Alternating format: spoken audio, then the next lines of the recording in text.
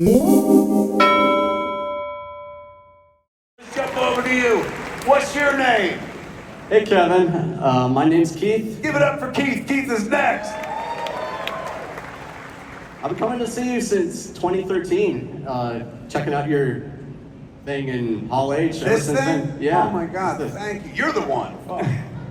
I brought my girlfriend here for her first Comic-Con, so we've watched most of your movies. We're looking forward to Moose Jaws someday. But anyway. You and me both. Anyway, my question was, before we started dating, I used to watch a show on Netflix that was a big favorite of mine. You know, we're both science nerds. It was called Explained, and there was an episode about it, all about weed, and I learned a lot about it. And imagine my surprise, it narrated by Kevin Smith. Now, how did that come about? Like, did you reach out to Netflix? Did they reach out to you? You know, how did that? They reached out to me, but I honestly feel it was because Seth Rogen passed. Like, that's happened to me before, man. I'm the backup weed guy and stuff. I went in to do The Simpsons. Like, I've been a Simpsons fan my whole fucking life. And a couple seasons ago, they're like, we want you to come in and do a voice. And I was like, oh! And they were like, we want you to play you. And I was like, oh! Even more so. And they drew me in the hockey jersey and the long coat and shit like that. It was everything. So when I went in to record, I only had like one line where I talked to Homer and referred to him as my dad or something like that.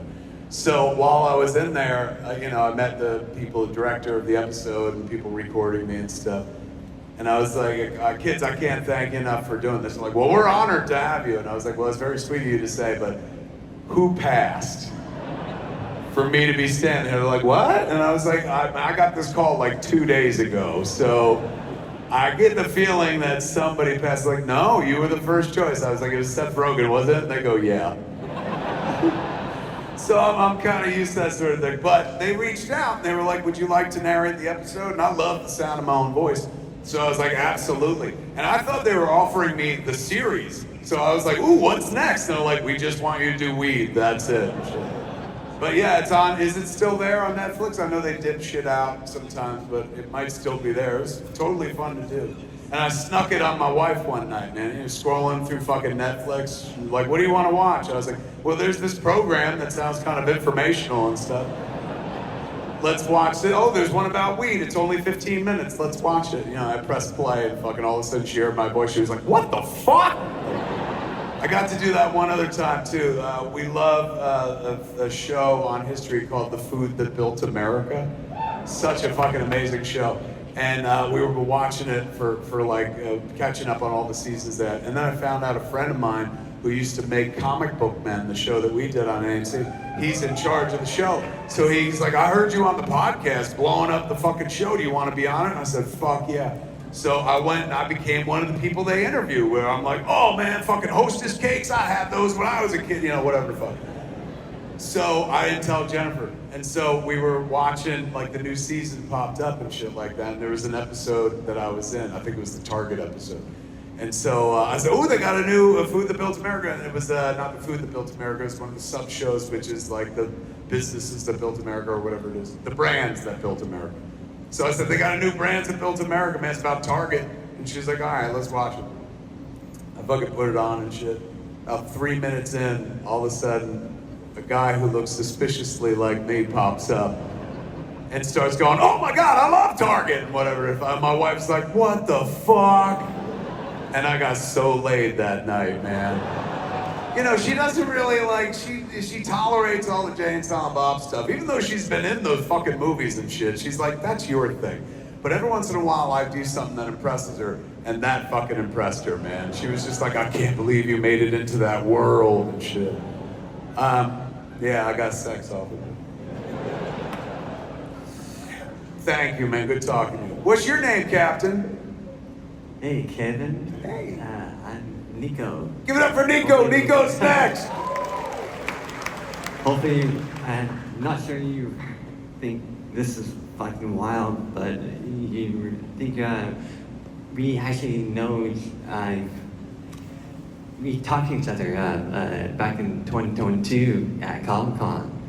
Did we? Here? Yeah. In this thing? Scenario? I was Green Arrow.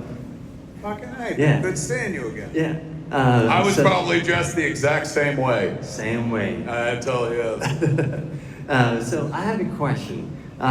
If you could produce a horror comedy, who would you want to write the script and with? And what could be the best film title? It has to be a low production budget film. Low budget. Yeah, if they're letting me work on it, it has to be. I mean, I can make one up, but I'll tell you the one I want to make, and we mentioned it before, Moose Jaws, man. I'm getting closer. It's a very low budget horror movie. It's Jaws, but with a moose instead of a shark. And we almost had the money, fucking, we were so close, and then the money fucking went away. It was Irish money, and it took off on us and shit. So we'll get there, man. I'm patient. Like, it's the only thing lately that's been bugging me, because it reminds me, like, I don't have any regrets about my career. I love everything I've done. But now I'm like, man, I wish I'd been a more commercial filmmaker. Like, I wish I'd put more thought into making money and shit. Money was always the last thing. Like, money's the easiest thing to drop if you're trying to get the movie made. The most important thing was making the thing. So it's like, you know, if it's like, we need $5 million, they're like, you'll never get it. It's like, okay, we can do it for $1. And they're like, holy shit, here. So doing that means that, like, you get the movie made, but it means also that I don't have like a stockpile of fucking cash that I live on and stuff. So I wish I did. Like, I wish I was like JJ or something where I was commercially successful. Because then Moose Jaws would be done by now. I wouldn't be out there hat in hand going like, you want to give me money for that Moose movie and shit like that? It'd be nice to be able to just be like, I'm gonna pay for that shit myself. So hopefully, man, I'm always got some plates spinning. I'm always hoping one day maybe something spins into like a success enough where I can finance it myself. But if not, I gotta wait and still find the money. Like the one that we're hoping to make at the end of this year, we've been searching for money for almost 2 years at this point. It's tough, man. It's a business right now. I don't know if you've been paying attention, but movie business is not in great fucking shape. Like, if it was Krypton, it's time to send the baby off the planet. Like, that shit's about to blow up and whatnot. So it's, I'm appreciative though that I ever got any movie made, let alone in this environment, like in a world where fucking money's getting tighter and shit. There's no expectation, right? Like, it's a weird job to be like, I want to make pretend, give me $20 million and Ben Affleck, So I'm just, if I can't get the money, I'm like, it'll come or it won't. There's nothing we can do about it. Meanwhile, I'll just busy myself doing some other shit until that happens. So I'll go write comics or I'll go do stand-up shows and stuff like that. Next Sunday, I turn 56. And thank you, still alive. And I'm doing a birthday show at the Starlight Cabaret over in the Valley out in Los Angeles and stuff. So I'm always, I got something to do. I'm always trying to stay busy. And so if the money for a movie doesn't show up, I'm not just going to sit around and do nothing. I'll be creative in other ways. But if I could get a little bit of loot, that would be the horror movie I've been desperate to make for over 10 years now. But I believe in it. I believe we'll get there. In a world where they made Cocaine Bear, they have to make Moose Jaws one day. Thank you, man. Good talking to you, Nico. What's your name, Captain? Wyatt. Give it up for Wyatt, man. Take us there, Wyatt. Hell of a beard, Captain. Nice. Well, I had a question, but will you kiss me? Meet me over there, man.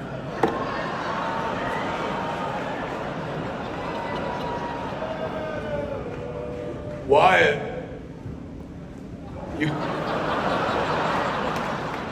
they said no. Who said no? You or them? Well, what do you feel in your heart? I was just kidding. You were kidding because I wasn't.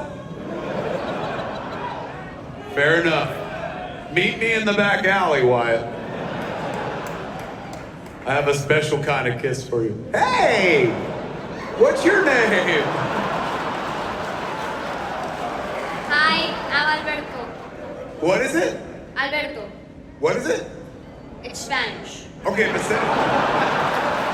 that part I got. Say it slow for the sound system is a little weird. Say it phonetically. Do it one, what is it? Alberto. Alberto. Give it up for Alberto, man. It's Spanish. Thank you, Alberto. Alberto, the room is yours, my friend. What can I help you with? So I've been coming here for 10 years. How old are you? 10. Fair enough. From zygote all the way on, man. And I would like to know if you will continue doing He-Man and if there's any plans for She-Ra. Wow.